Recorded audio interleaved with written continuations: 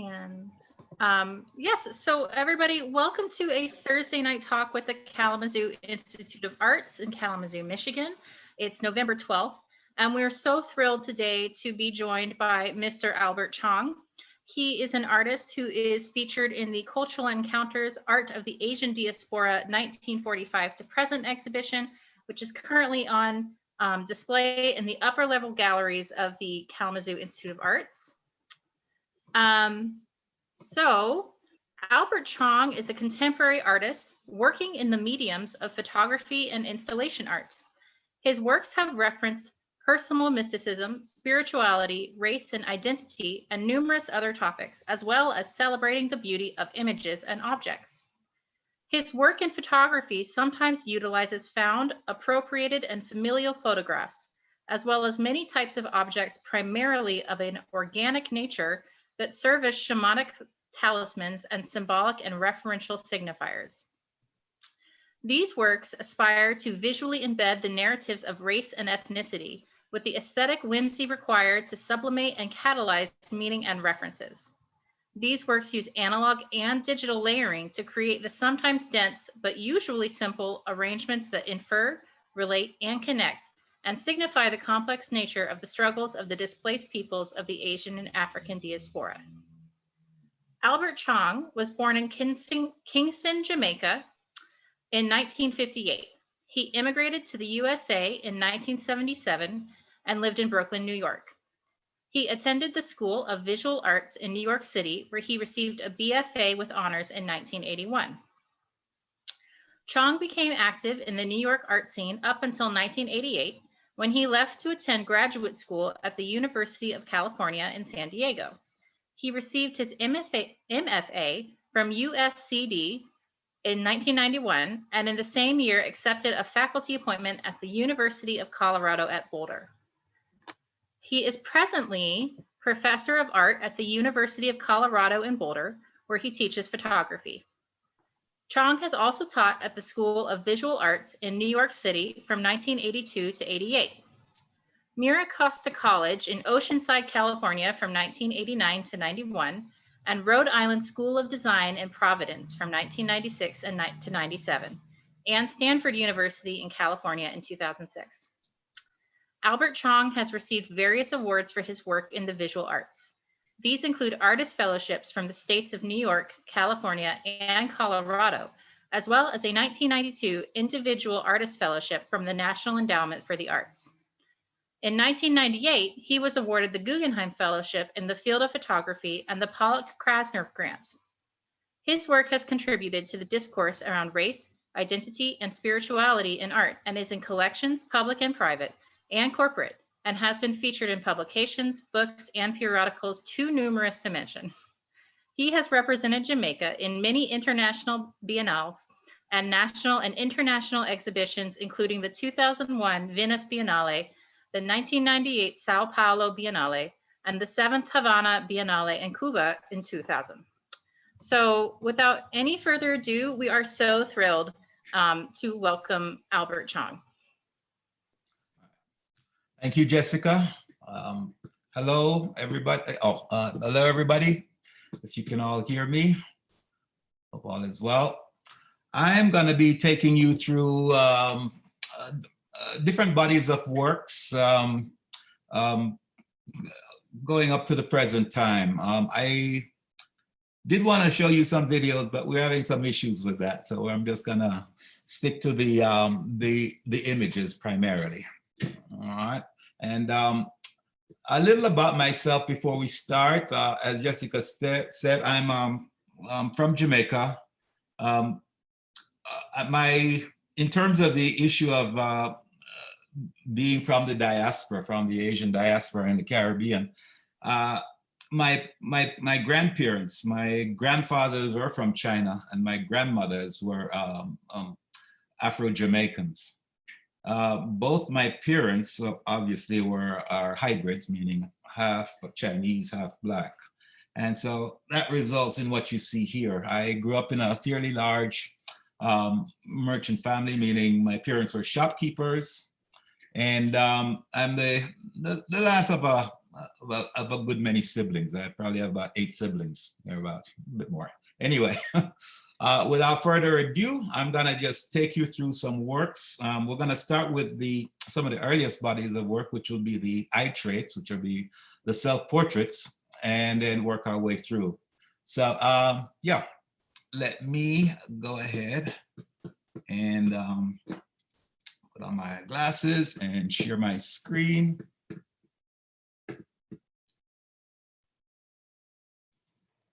Okay.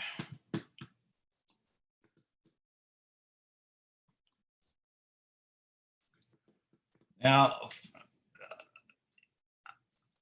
I know you're seeing the PowerPoint, which let me get all the way back to the beginning. This is where we need to be.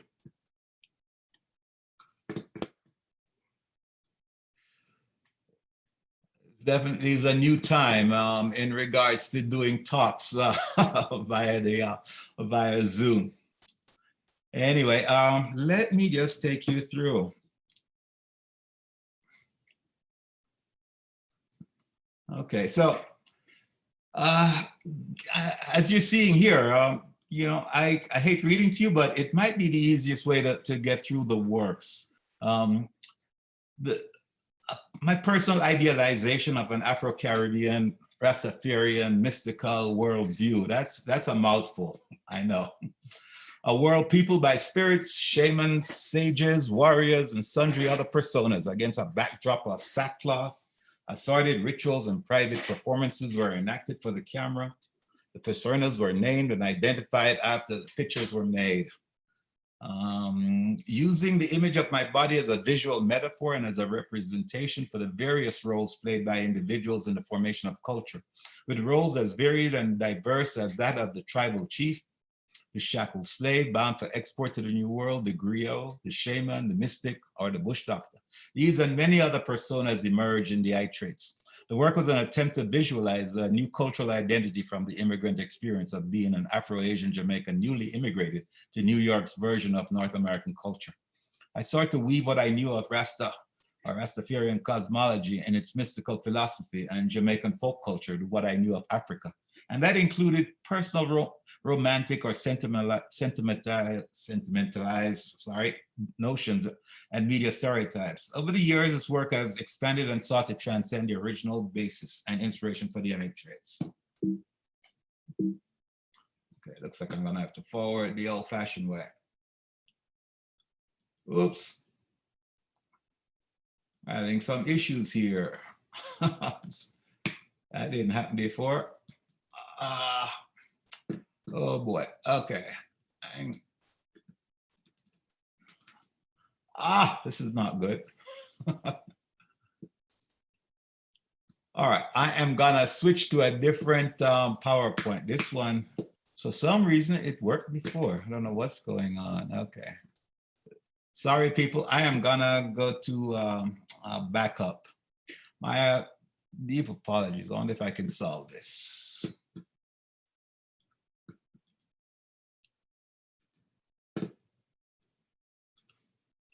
I know what I gotta do. Let's do slideshow. No, okay, hang on. Let me search for the other. Oh boy.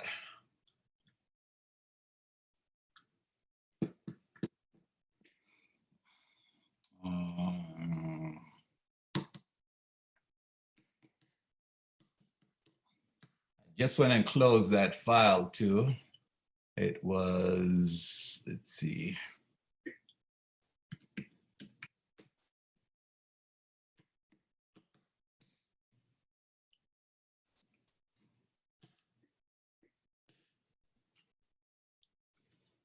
Okay, hang on.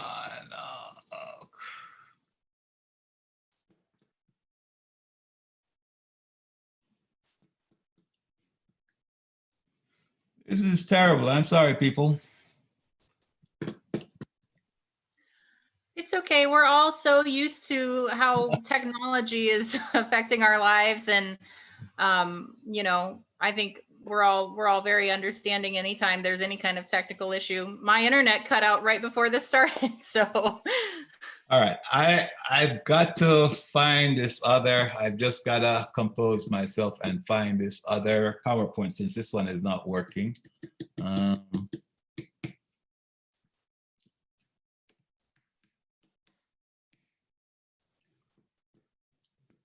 Let's see, searching.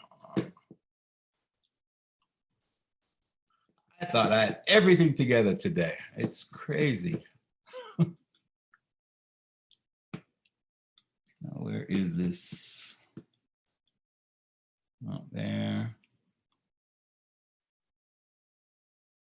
UT Austin, that one's not working.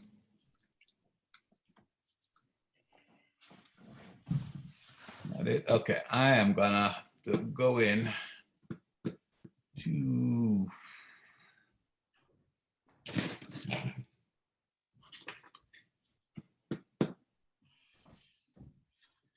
wow, I have missed. Can't even find my other hard drive. This is so crazy. All right. All right, I have a suggestion. I could go to my website. Would that work? It's not the best of options, but until I can find this other PowerPoint, which is a catastrophic failure right at the beginning. Let me go to my website. We'll take you through that way, if you don't mind.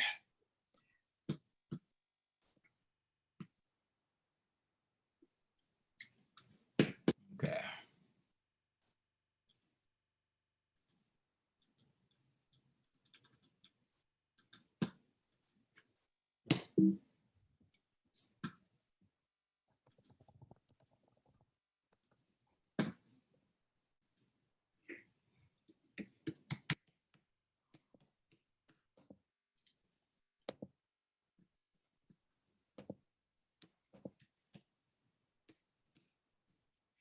Albert, this is Belinda Tate. Please take your time. I'm the director of the Kalamazoo Institute of Arts. We're very glad to have you on this call. I am so sorry. I can't believe this is happening. No, that's okay. Technical difficulties happen. You know, we love technology, except when it doesn't work. And so it happens. There's nothing that we can do about it. Oh, but I do have a question for you. Go ahead. Perhaps while you're looking, you know, can you tell us just a little bit about your early life and what inspired you to become an artist? Okay. Well, that's a way to start. Well, I've always felt a need to kind of express myself. I started out trying to write poetry, but didn't feel like that was sufficient. And I always felt this need for the visual. And while in high school, in Kingston, we had our educational system is not the best in Jamaica. I hate to say that, but one thing we did have was a camera club. And this one day I was escaping the heat after playing soccer.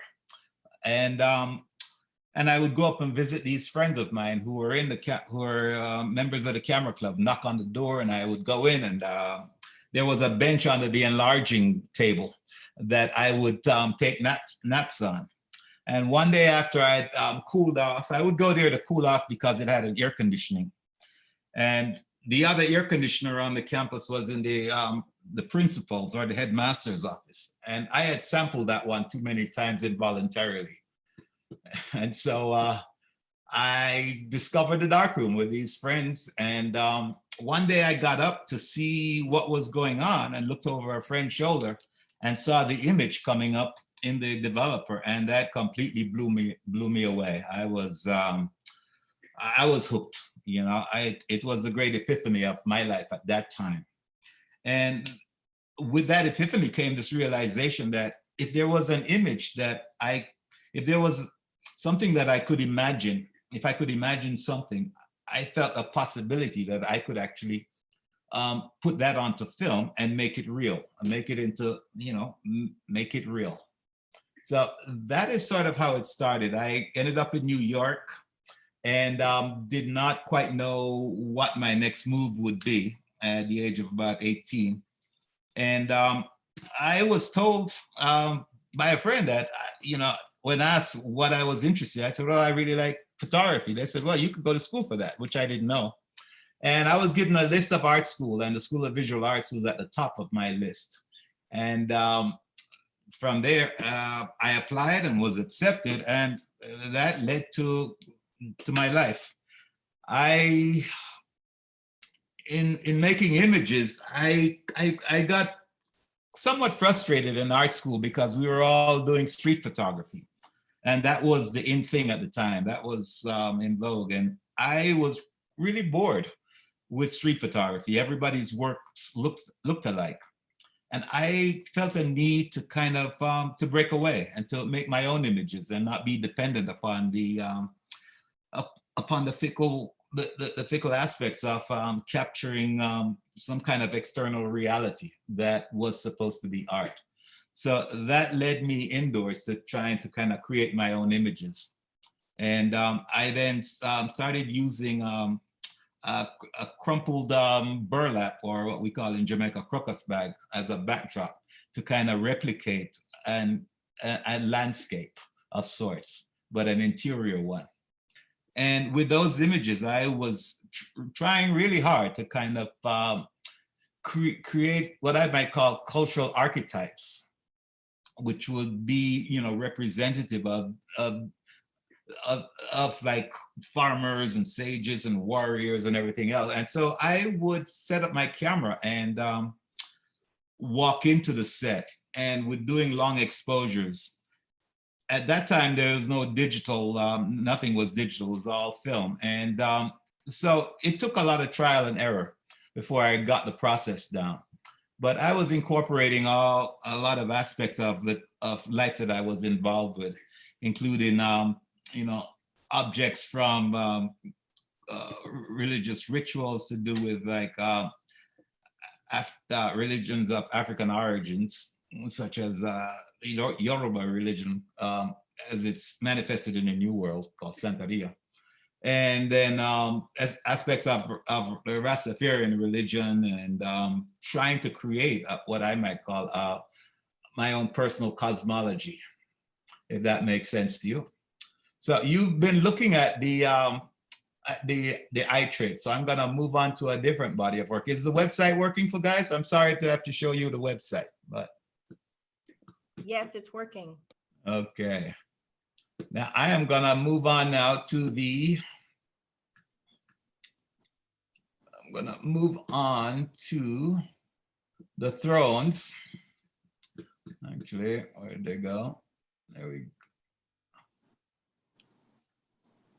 Okay, so the thrones, I guess, as a regular commonplace object in our lives, in our houses, in academia, we think nothing of furniture, especially chairs.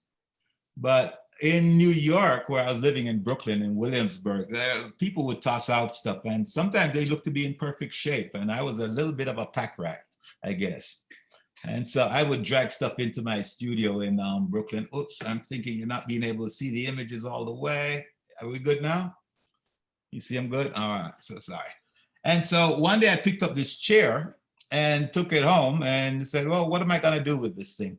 At the time in New York, I was desperately trying to get back to what I might call my Jamaican roots, because all of a sudden I was in a different place, different culture, and I was feeling a little bit alienated from American society. And it kind of forced me into a kind of what I might call the militancy of youth, and in Jamaica at that time, the worst possible thing that you could be in Jamaican society was to be a Rasta, was to be a Rastafarian.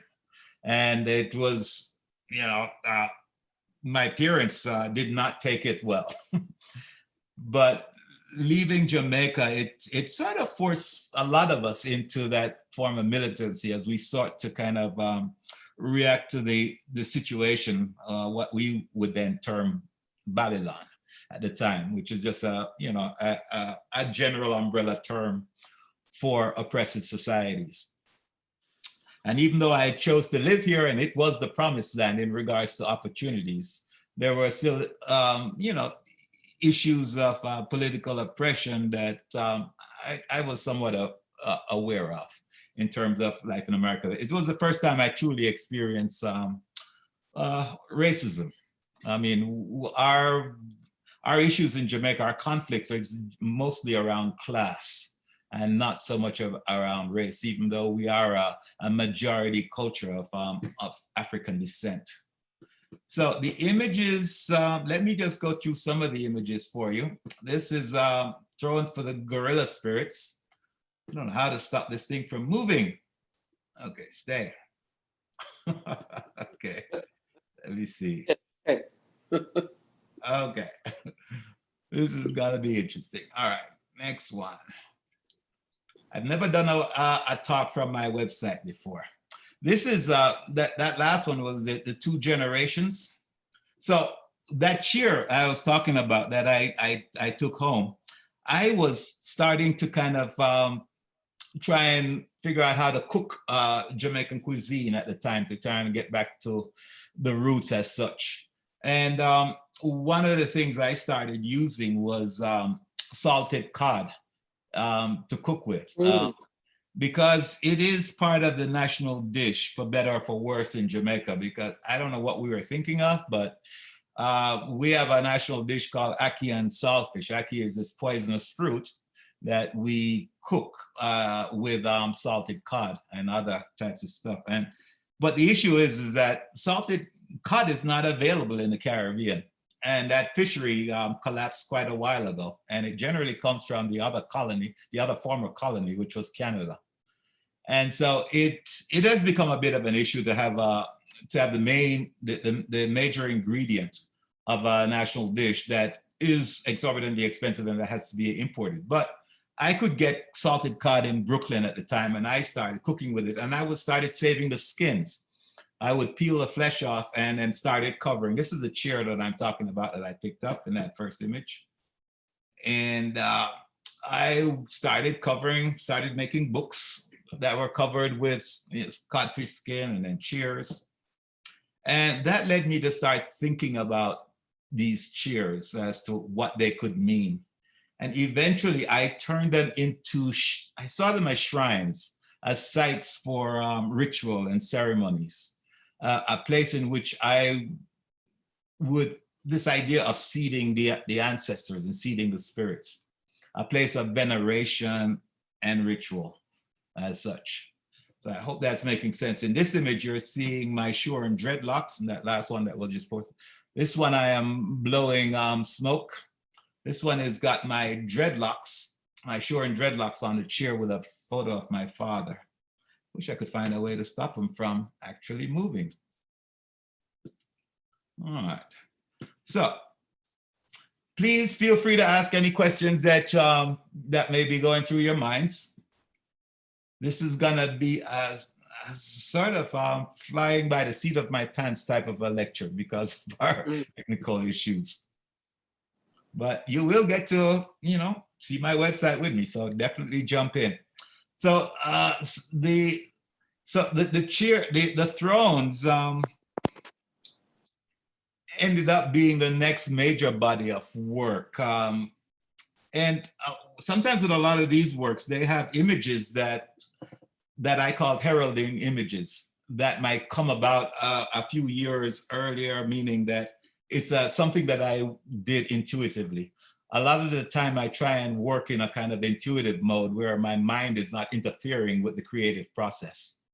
And generally I'm working visually in that respect. And after the process of creation is done is generally when I then will step back and try and figure out what it is that this work is saying. So this happened with one of these works, which was called A Throne for the Ancestors, which was done in 1988. And see if I can find it here. And that work then led me to understand what, this is it right here, this one right here. And this was the first of this chair series, of the throne series. All right. And yeah. So, or I tended to collect organic objects. A lot of fellow artists and friends kind of who knew me kind of knew of my sensibility, and people who would started giving me things. I had a next door neighbor in my loft in Williamsburg, Brooklyn at the time. He was repairing his floor and found a dead rat, which had been really desiccated and dried up. He brought it over. It still smells something awful, but it was a beautiful thing. Another time I used to work with an artist friend, Fred Wilson, delivering art and picking up art and installing exhibitions. And we were in Staten Island at one point, and the curator, the director of the museum there, the Newhouse Museum, knew about my work, and he said, "I got something for you." And he showed me a window that a pigeon had flown through. And the pigeon was still on the floor with a shard of glass in its stomach. It had died, and it was mostly somewhat dried up, but still kind of stinky. You know, and that became part of the Still Life series, which I hope to get to. That is probably the largest body of work, which is the Still Lifes, because it's something that I don't require a whole lot of planning. I don't require models, and it's very contemplative type of work that I do with the Still Lifes. All right. Now I'm gonna move to a different body of work unless you guys have any questions.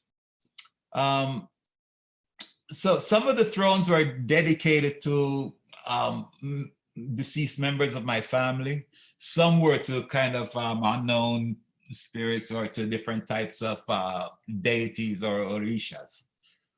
Okay. Let me go to the next set.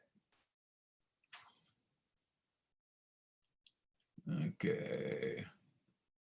Let us go to, well, maybe I'll just quickly go through the artist portraits.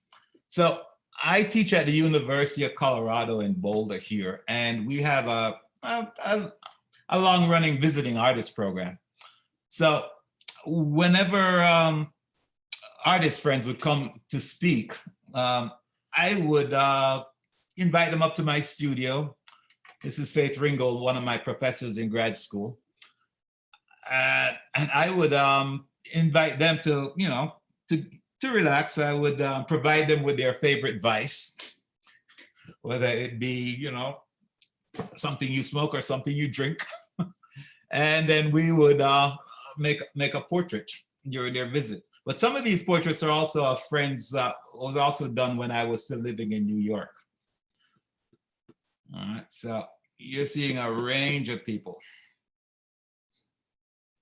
Let me see, where did that one go? Okay, nothing seems to be working well today. Let us move on to the...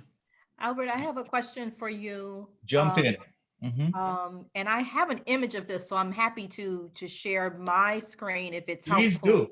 Please in do. your in the show, you have a piece called Jamaican Passport. You also have a piece called Two Sisters.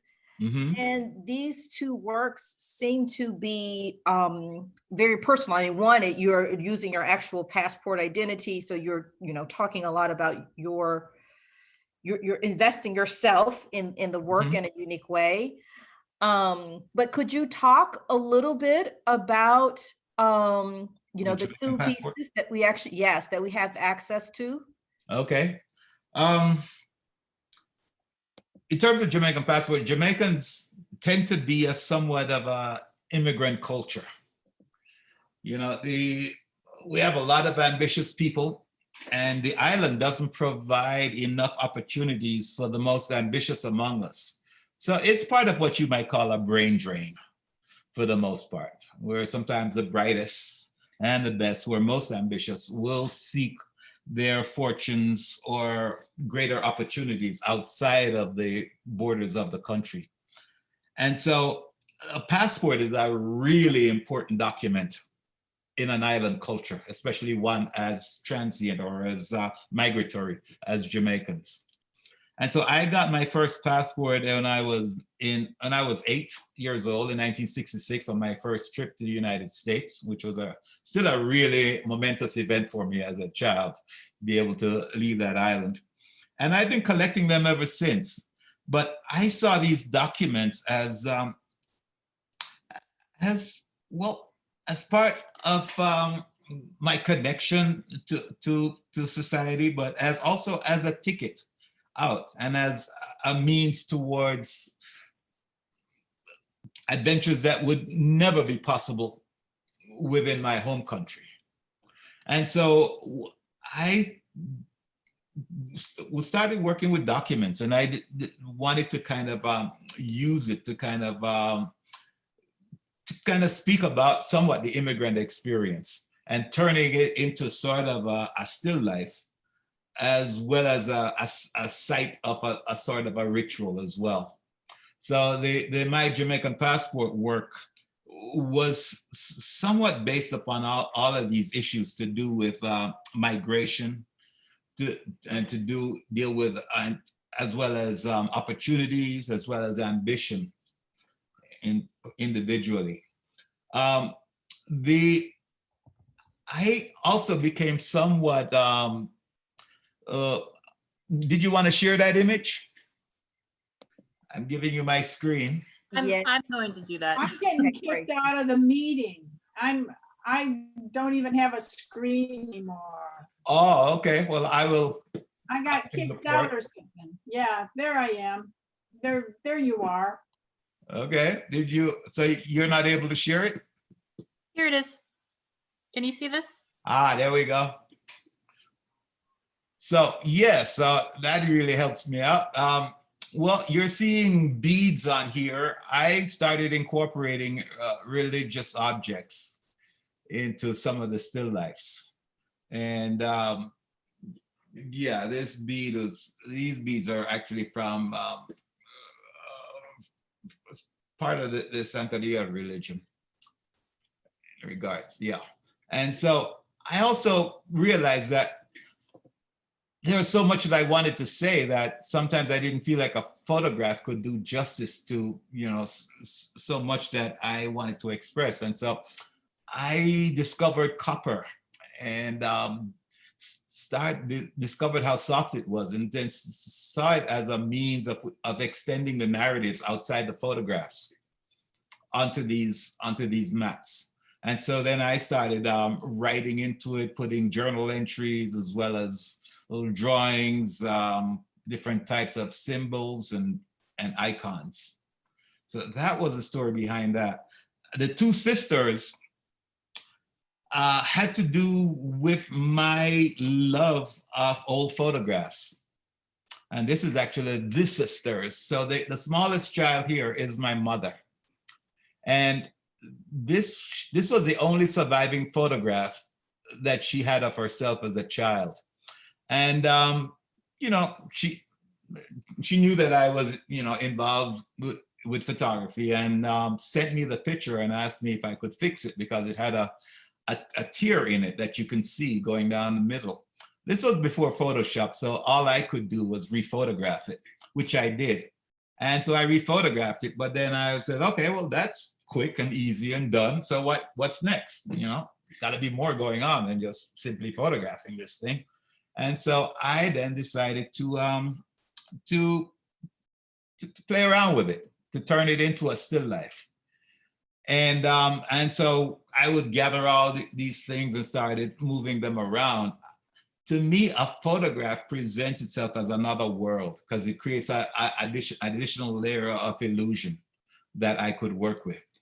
And so you're seeing a knife and fork, which my wife at the time had just thrown into the garbage and I picked out and used in the still life. After she saw it, then she wanted them back. But then also we had like squirrel skulls, guinea fowl feathers, dried up plants, cowrie shells, and little babies. And so this led me to kind of reconsidering the family photo album. being the last child of a large family, the only way for me to figure out who was who or how to catch up on the story was the family photo album. I've always felt like I came into the movie near the end, being the last child. I didn't know who this person was, who was this uncle, who was this aunt, who was this cousin. And so the family album became my my place of investigation. And so that led to a love of these old photographs, which I then later turned into these still lifes. Hope that makes some sense to you. All right. So I am gonna try and go back to my website. Thank you for the question. You're welcome. Thank you for the answer. All right. As you were talking about Santeria and some of your spiritual practices, is this something that you grew up with? Like, what was your family spiritual life like growing up? Or is your interest in Santeria something that you really acquired more as an adult? The latter. I definitely did not grow up with it. We were Catholic for the most part, and I went to Catholic school, taught by nuns, the whole 9 yards, First communion, confirmation, singing hymns, praying before class and after recess, the whole 9 yards. But once I got to New York, I had a sister who became involved with the religion and became part of this house in Brooklyn. And then another sister and then an aunt and then a lot of us. And then next thing you know, all our children were being named in these Yoruba type ceremonies. And that was how I became involved. It was in Brooklyn for the most part. And it became a way of providing a greater context for what I was doing because it helped to foreground my interest in Africa to some degree. Now, there was a bit of a conflict growing up in Jamaica being half Chinese, in that I never really fit in the Chinese community because I wasn't full Chinese. My family were were hybrids for the most part. And so I ended up mostly identifying with Black Jamaican culture for the most part, because it was all around me. It was the language and music, the food, everything. There was no way to avoid that. And so I sometimes get asked this question is, why isn't there more of this idea of an Asian influence in my work? And I said, well, it might be there, but it's not like you're gonna see Buddhas everywhere or anything like that. And so I tended to identify with Afro-Jamaican culture for the most part, which I consider to be vibrant and incredibly interesting. And I can't even tell you my love for the culture in regards to the people. This is a culture that's very communicative amongst itself. In Jamaica, you can speak to anybody, from the prime minister down to the poorest vendor or whomever. And so we constantly communicate. And I don't find that that's possible in America in the same way. Two Jamaicans passing each other, if there's nobody on the road, they'll greet each other, and you can go up to anybody. But anyway, so with these Jamaican portraits, I'd been returning for years after after first arriving in the United States, and I would take mostly kind of 35 millimeter snapshots for the most part, and sometimes some work with my larger camera. But then back around 1994, I applied for a travel grant and had gotten it, and I'd asked a friend of mine to accompany me, and then we decided to photograph the community that he was from in a place called Bamboo in St. Anne's on the northern coast of the island. And so some of these photographs are from that community. Although this guy here is from my farm up in the hills of St. Anne's, of St. Catherine. And so this is an ongoing project to kind of make portraits of what I might call vernacular Jamaican culture for the most part. All right. What else can I tell you about these? I generally ask these individuals to kind of pose themselves for posterity, for the future. Let me tell you about that. Well, the minute I start talking about it, it's going to disappear. But it's I don't know that there will ever be an end to this particular project. This is the caretaker on the farm in Jamaica. I've taken over the family farm, and that's become sort of the most challenging thing I've had to do in recent memory, because it was in a severe state of disrepair, and we had sort of abandoned it for a while there. But it's a place that I grew up on, and it's completely off grid. It's completely hilly, but it is a most beautiful place in regards to lush, kind of more like a jungle setting. And it is the place where I re-energize myself, where I recharge. I'm there for two months each year. All right, so these are some of the kids from Bamboo, Jamaica, that little community. And this is Joe, and Lennox, Angela, and Chanel. Chanel was crying at the time. This is Leon Wisdom, who's become a really good friend. He was the caretaker of another place that I used to stay at. This is one of his sons. And so I've learned a lot about the country and about different individuals and different communities from this project. As a child, I grew up mostly in Kingston, which is a big city.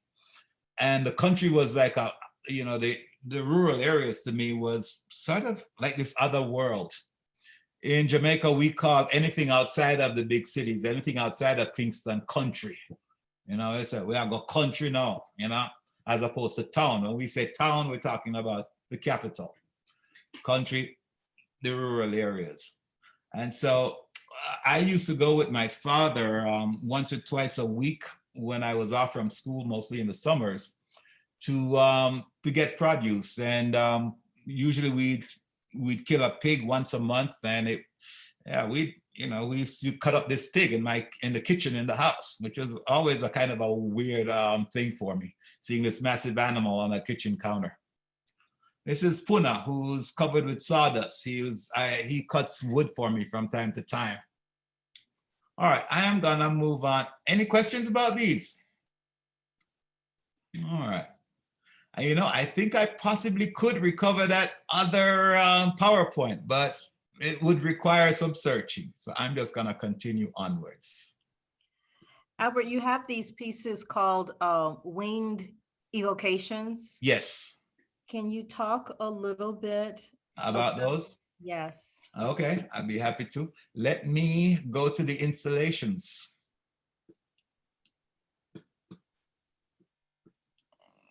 Let's see.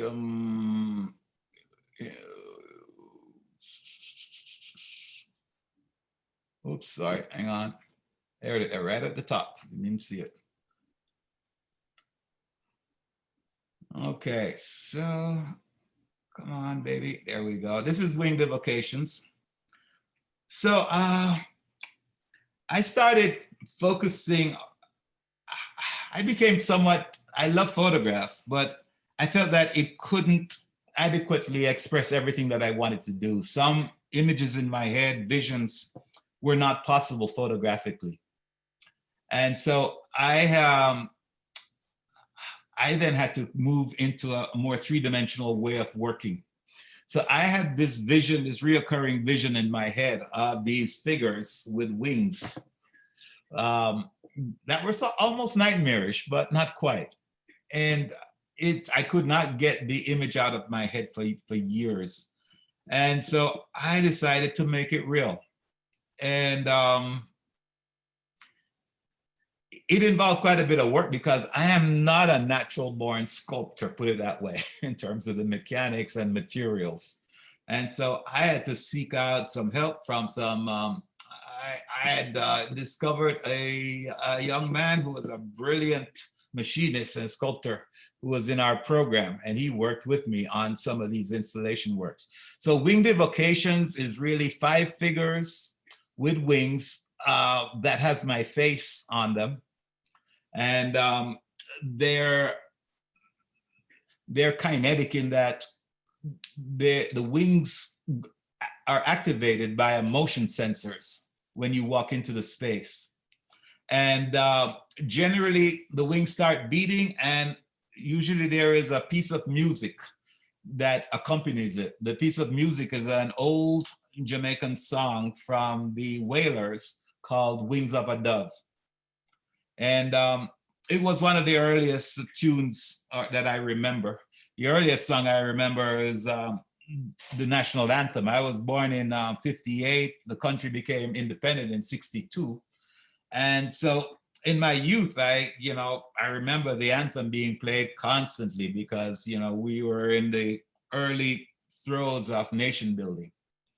And so, when the TV would sign up, they'd play the national anthem. If you went to the movies, they had to play the national anthem and you had to stand, and on and on and on. So it was just part of the whole nationalist trend of the country. So the Winged Evocations also had like a whole lot of feathers. I started working with feathers in grad school because I saw them as the byproduct of a sacrificial animal. Generally in blood sacrifices, where gallos or gallinas, meaning roosters or hens, would be sacrificed. The feathers, I always remember the feathers being everywhere. And so these feathers that I started using was as kind of a symbolic number in regards to these animals being given up, being offered, being an offering. And so an early work was called the Substitute Sacrifice, which involved 2 large crucifixes in a space with 50 pounds, with 100 pounds of feathers actually. And so in the space, the feathers were waist deep that you had to wade into the space. And it represented an N factor or an X factor of creatures, of birds that would be required to be a blood sacrifice for the cleansing of the negative aspects of the uses of the crucifix or the cross, especially in regards to forced conversions and the colonization of Africa and the excuses for slavery. It was one of those early works. So I hope that's making some sense to you. So this is another piece in which I'm turning the crucifix into, it's got over 100 pounds of nails that's hammered into it. And I meant it to relate to Congo Inkisi in terms of these artifacts from the Congo, these ritual objects that were used by the shamans or the witch doctors in different peoples in Central Africa. And in which little bits of packets of medicine or stuff would be embedded inside of the objects. And a nail would generally be driven in for whatever wish is required. Let me see. So I might have drifted off of what we were talking about in regards to Winged Evocations. This is the second work, and I tried showing, so I wanted to really show you this video of that, but anyway, we're looking at a lot of stuff. What you're looking at here is a piece for Brooklyn Academy of Music had started a program called Artists in Action, in which they would select 1 artist each, 3 artists each year that would present at BAM in Brooklyn. And we would be the sole drivers of a performance work or of a theater work, and not just set designers. The premise was that artists for years have been used primarily as set designers for theatrical productions, and they wanted to turn that on its head so that artists became the primary drivers for these theatrical productions. So I did a work called Black Fathers and Sons, a US Perspective. And And so it revolved around the conflict between two generations of Black men, a man and his son. And it was around the time when there was the Million Man March, and there was a lot of debates about the absence of the father or the in the Black family. And so this represented this kind of collision of generations, as well as the conflicts to do with Black families in America at the time. My cast involved a performance group called the Hittite Empire, which was headed by a guy named Keith Antar Mason. No, Keith Antar, yeah, Mason. And then Quincy Troop, the poet, and an artist friend named Johnny Coleman. And we presented for 4 nights at the, what's now called it was then called the Majestic Theater. It's now called the Harvey Lichtenstein Theater in downtown Brooklyn. This was in, that last image you saw was, actually, this was my MFA thesis at UC San Diego that you're looking at here. All right, Sunday Dinner for the Ancestors, in which I was actually, you know, creating a place setting that was representative of like a Jamaican Sunday dinner for the most part. And it was a feast for the ancestral spirits. All right, and this is the piece with 100 pounds of feathers that you're seeing here. All right, let me see. I wanted to get back to, this is a difficult way of doing this. This was a piece that was in Taiwan. Okay. So the jackets, the garments were covered with parts of pine cones. The wings were made out of cow rawhide. All right, and they had motors that were attached. And this was from the Havana Biennial when I was representing Jamaica in 2000, and I ran into a bit of controversy there, or a bit of issues there with the organizers of the exhibitions, because they expected that I would just put up the installation the way I've always put it up. But being in Cuba, I wanted to kind of ask questions about the political context of the place in regards to the people. And so I decided to include work into that installation that involved these questions. I asked, prior to installing the work, I had sent out a questionnaire to Cuban artists inside and outside of Cuba, asking 3 pertinent questions, meaning what presently is your thoughts and feelings about Cuba? Under what circumstance would you return to Cuba, or would you leave Cuba? And what are your hopes for the future of Cuba? So before the show opened, before the biennial, the Biennale opened in Havana, I got into an argument with the curators who said that I had no right to be asking these questions. I am not Cuban, and I was naive about the situation there. They weren't completely wrong. That's true. So the next morning, the director of the Biennale came, and a guy named Nelson Hisla Herrera, really, really good man. I remember him saying to me, Albert, I love you, man, but the colonel who runs this place is a real asshole, and he'll shut us down.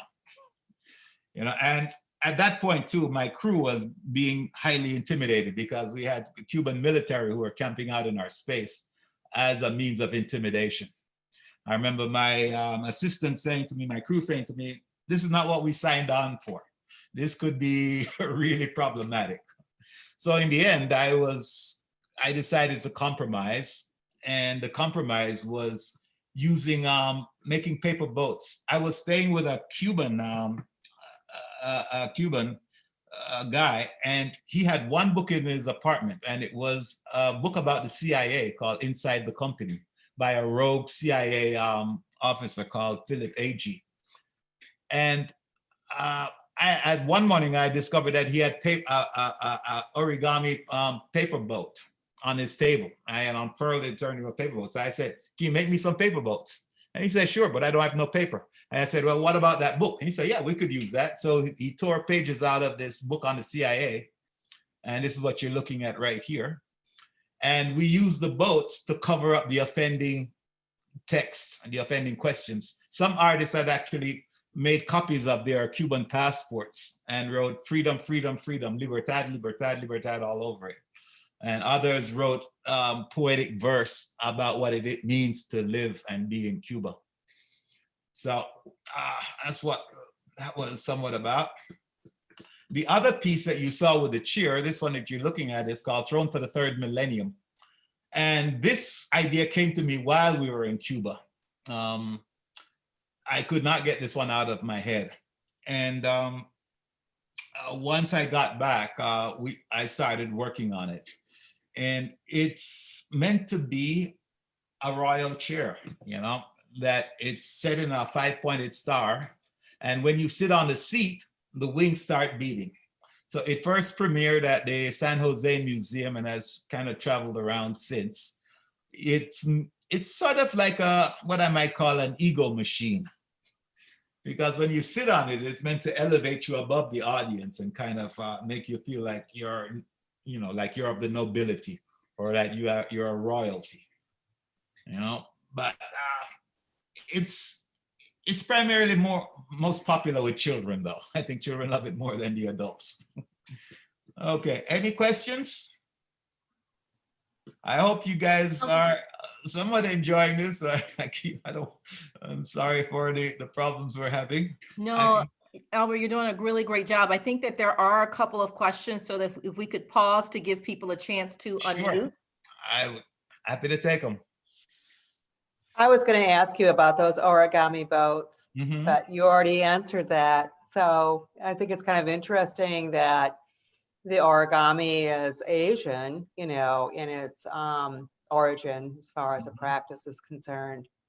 And then they have this, you know, this significance in regard to something more contemporary in your work. And I found those to be kind of an interesting inclusion in these installation pieces. So I had a question that was more about like, what's the origami boats about? But then you brought that up. So thank you. Not a problem. At that biennial, there was one other artist who was in trouble as well, and that was a Cuban artist, Tania Brugueria. Mm-hmm. And she had like, I guess, naked Cuban men in her space on cane trash, you know, and she became a friend. I actually had her, she's been our visiting artist here in Colorado. You know, we talked about the whole event, but it was one of those, those interesting times. I love Cuba as a place. I mean, I get treated better in Cuba than I do in Jamaica for the most part, funny enough. Interesting. Yeah, in terms of my reception there in regards to my work. So anyway, any other questions? Albert, this is Jessica. Hello, Jessica. So you had mentioned to me before we began that you wanted to read something, and I do just want to say, I hate to say it because this is really delightful, but it's almost 7:30, which is the official end of the program. We're happy to keep going for anyone that wants to stay, but I just wanted to see if you wanted to read what you had talked about before. Yes, I am ready. So I like many artists and people in general, I keep a journal from time to time. Over the years, I've become more distracted and lazy, and sometimes don't make enough entries in the journal. But during this pandemic, I decided I wanted to go back to journaling about this catastrophe that we're all experiencing. And so last night I put on some music and decided to kind of just put down my thoughts. I've also been photographing that little banner on CNN that shows the death count every day, not knowing what I'm going to do with that, but at some point I intend to animate it. But let me play you this piece of music.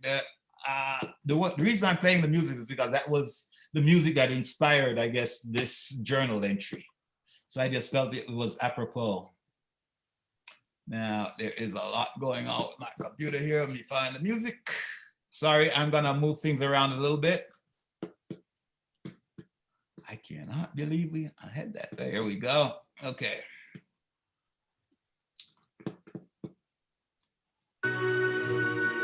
Actually, sorry. Boulder, Colorado, November 11, 2020. The plague rages forward like there is no tomorrow. The plague not unlike the swift wildfires that raced across California and Colorado these recent months. We must now use the language of extremes. The normal adjectives of the not so recent past are useless. Impotent, our realities are the living exaggeration of fearful future, now fulfilled. Our hurricanes must become hypercanes. Our fires are no longer the run-of-the-mill mega fires of 100,000 acres. Now the extremes have become the norm. The yearly fires will in typical years consume 1 million or more acres. We now refer to these as gigafires, erasing everything in its path.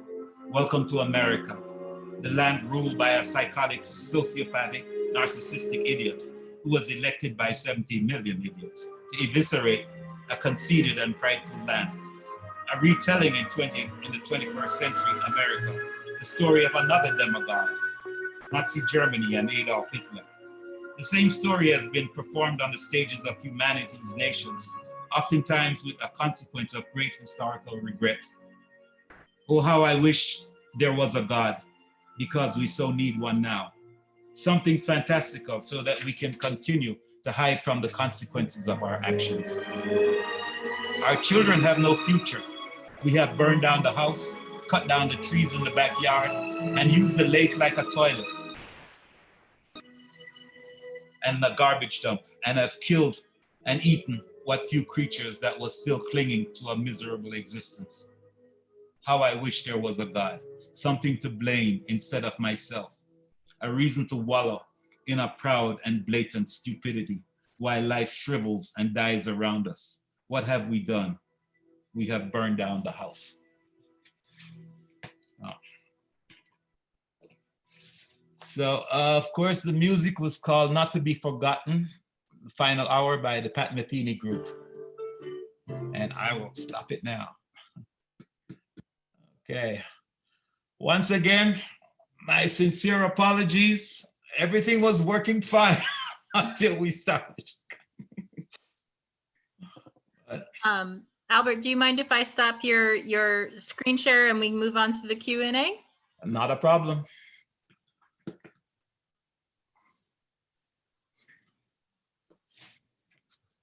I actually have a question for you as our audience thinks of questions too. So your installations and your various artworks, you would have 100 pounds of duck feathers or pine cones, giant pine cones. Mm-hmm. Where did you acquire all of these materials? How do you get 100 pounds of duck feathers?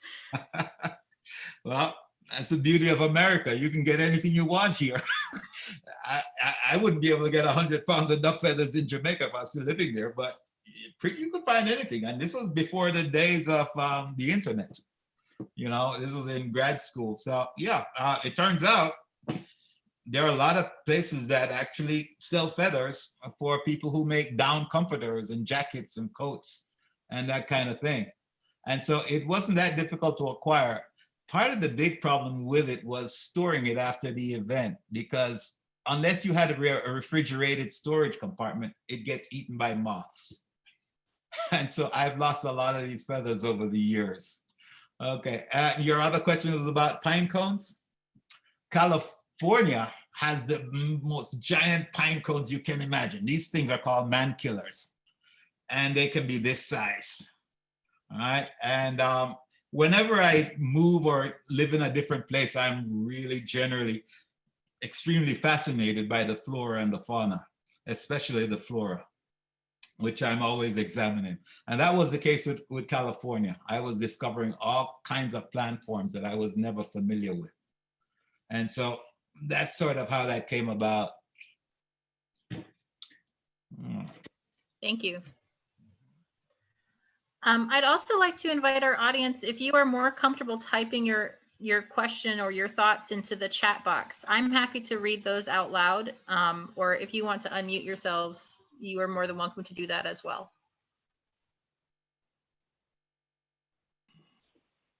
Hello, Mr. Albert. How's it going? Hello.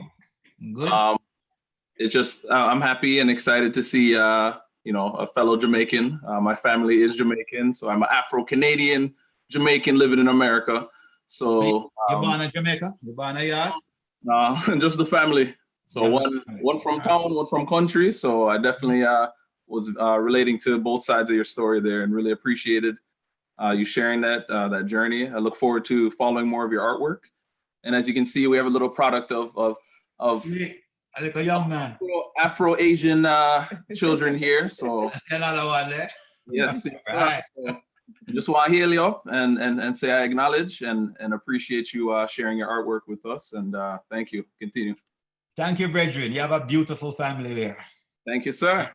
God bless. Beautiful family. Enough respect. All right. All right. Walk good. As we say in Jamaica, walk good. You have no question about the art or anything, though? Anything you want to ask? I think my wife might have a question. What, Put her on the we were spot. just saying, what part of country was that farm area at? Oh, that's in St. Catherine. That's in an area near Glengoff, Arkansas. Most people don't know where it is, but the closest kind of major city would be Bogwalk, right? But that's down on the plains. I'm up in the hills. So in 1968, my father bought 120 acres of woodland. And it's really woodland. It's like it's bush, as we call it, more jungle. And I love that place. I used to go up there, and I ran around that place as a kid and really was fascinated by the countryside because I was a city boy. And unfortunately, it came with a really beautiful old great house. You know, one of those really beautiful old houses with wood floors and everything else. And after we bought the place, it got torched. It was burnt down, you know, because we weren't locals, and you know, these communities, rural communities, are very closed, and you know, and so we knew it was definitely arson. I mean, I heard the stories, and I even talked to people who were there and saw the fires. But it meant that my family no longer would use the place as it was meant to be sort of like a country home, like a retreat from Kingston.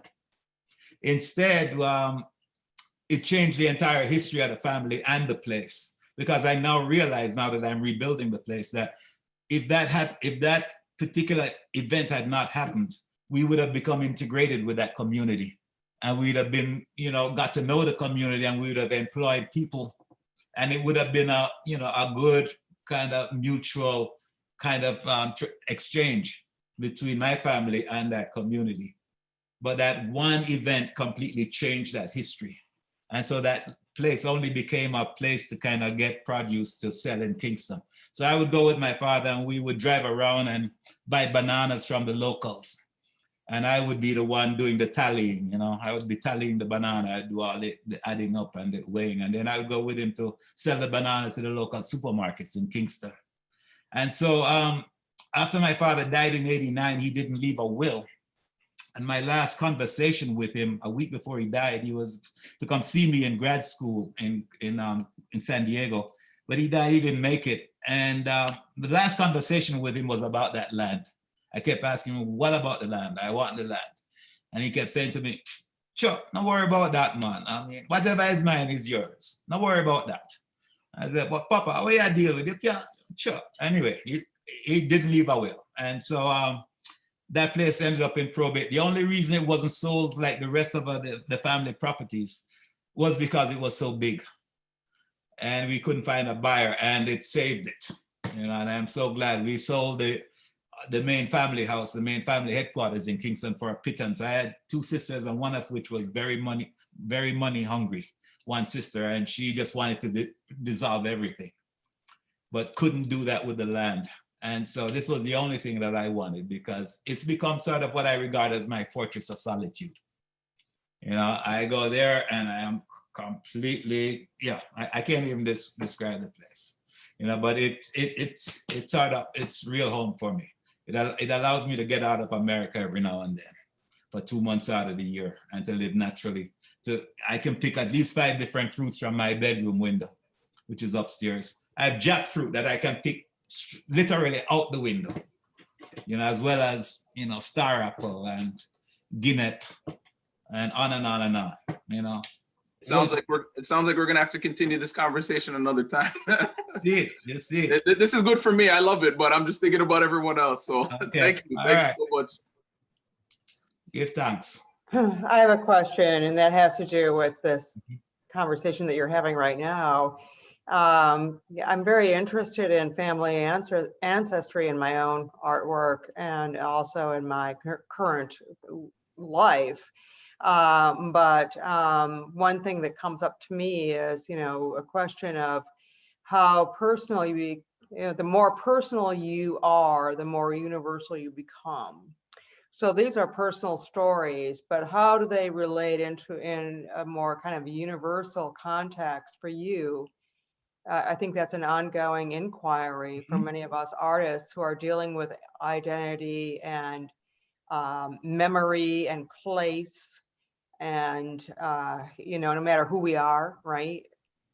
Yes. No, you're absolutely spot on. It's been one of my goals as an artist is to make work that actually engages an audience across cultures and across language barriers, you know, as best as I can. And family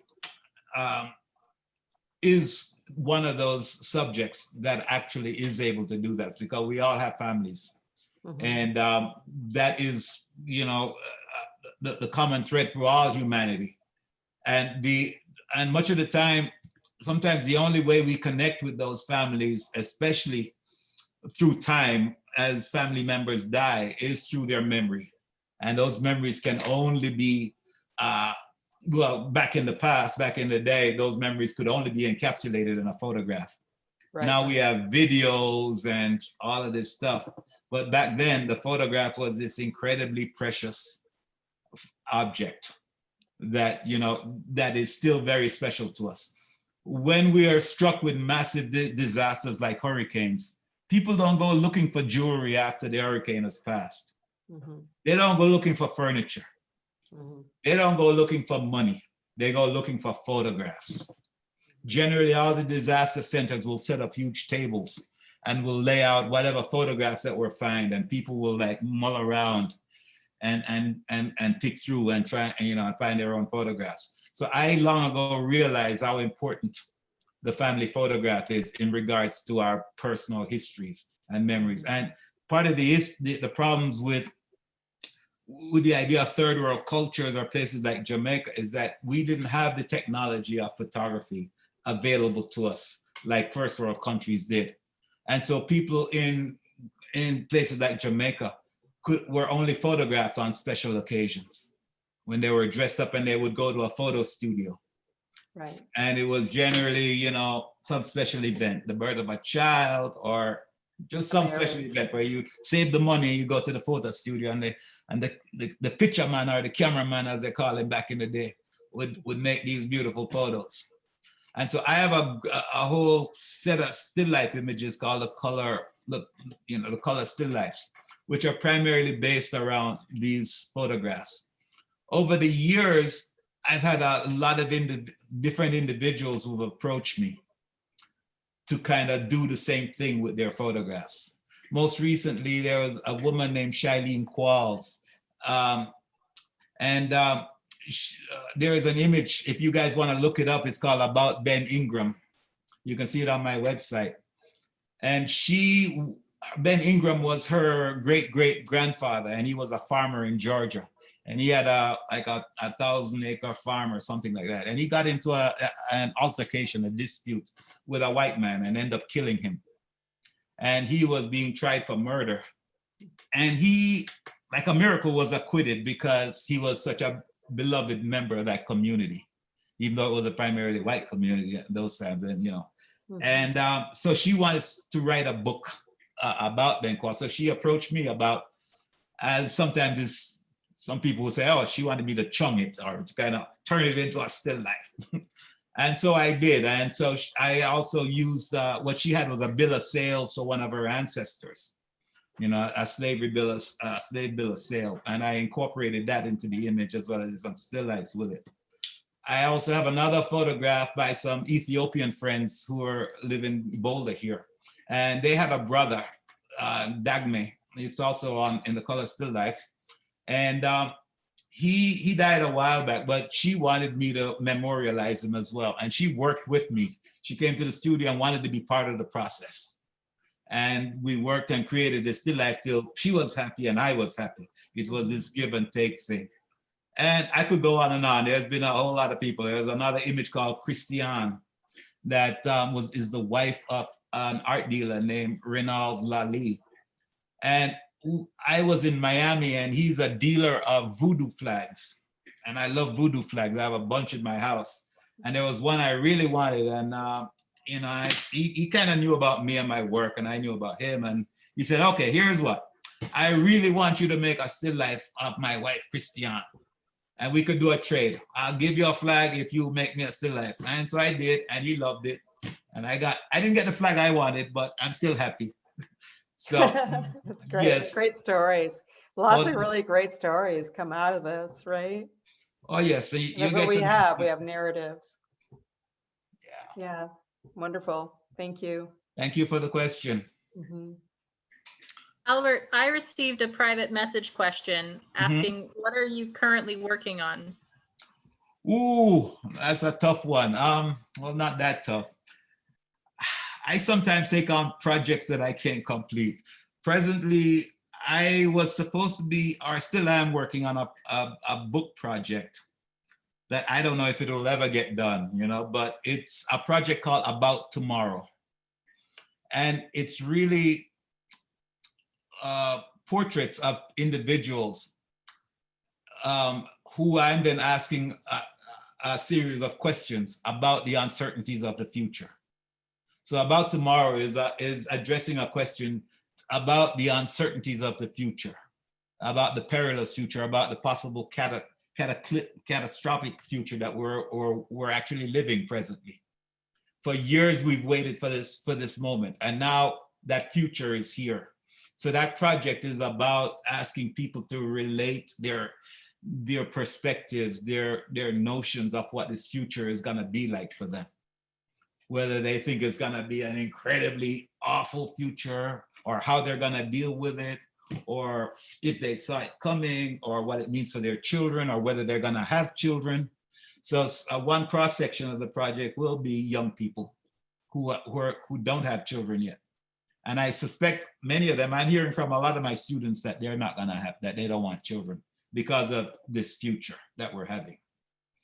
And so I thought it's not going so well. I've only photographed about 8 people so far, and the Achilles heel, the weak point, the weakness in the project is that people don't want to write or think. All right, so I'm just asking people, and I'll photograph them. I'll make some incredible photographs of these people, but it's really difficult to get them to kind of sit down and to address this topic. It feels like homework, I guess, is what it does to a lot of people.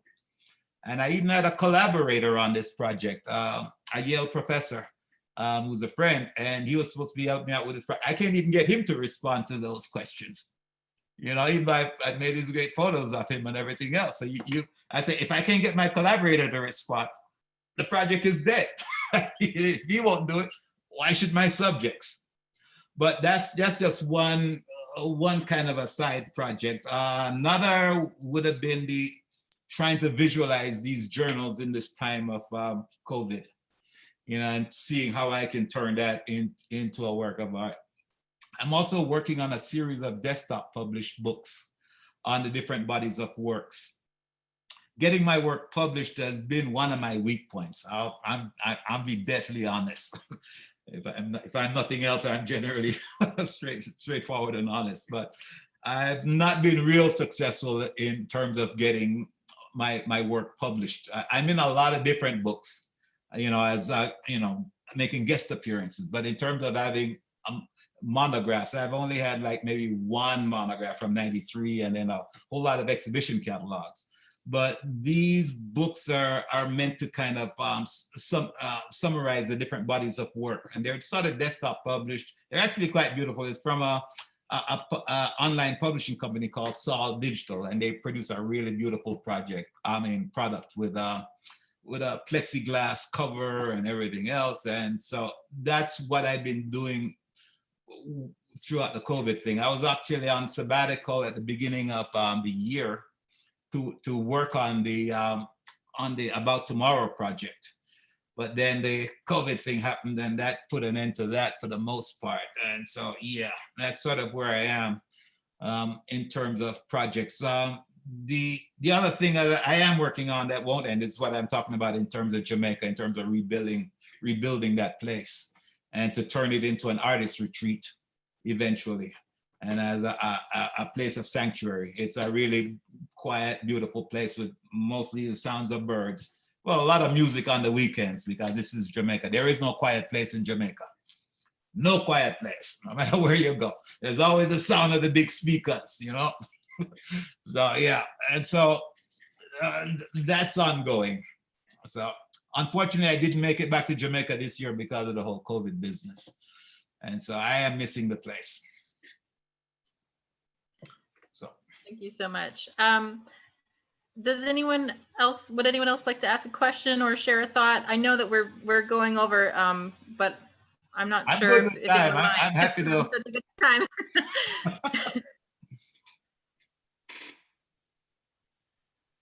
Anything on anybody else's minds? All right. I guess that might be it. Well, thank you all so very much. And once again, my sincere apologies. I don't know what happened. I think if I had restarted my computer, I would have gotten it going, but then I didn't want to take that chance. But what can I say? Oh, gosh. Absolutely no worries. This has been really delightful. Thank you so much to everyone for coming, but also thank you so much, Albert, for giving us your time. And if you are in the audience and you have not yet had a chance to come into the Kalamazoo Institute of Arts and see Albert's work and many other artists' work in the Cultural Encounters exhibition, we are open on Fridays and Saturdays. We're very serious about COVID. We're really following all the safety and health precautions. It's a very safe place to come and be. And so I really encourage you to come in and see the works in person, especially if you haven't seen it before listening to Albert, because you'll have a whole new appreciation after having heard him talk about the works. Yep. So I also wanted to mention that there was another exhibition that happened a year ago, maybe a year and a half, in LA, that was called Circles and Circuits. And it was along the absolute same theme in terms of the Asian diaspora in the Caribbean. And so it might be, another perspective on it is what you would get from that. And that was at the California African American Museum, as well as the Chinese American Museum in LA. All right. Okay. There are a couple links that have been shared in the chat. If you want to look very quickly, I shared Albert's personal artist website, and and Belinda Tate shared the Cultural Encounters website, which has got information on both Albert and on all the other artists that are in the exhibition, as well as some background information. But thank you all so very much for joining us tonight. This has been a really lovely way to interact in our COVID times. I've had a really great time. I hope you've had a really great time. And thanks again so much, Albert. Thanks so much for your time. My pleasure. Thank you all. Thank you. Be well. Thank you, Jessica. Be careful, be well, be happy. Beautiful. Thank you so much. That's a great way to end this. So everyone have a great rest of your night and stay healthy and stay happy. Good night. Good night. Thank you.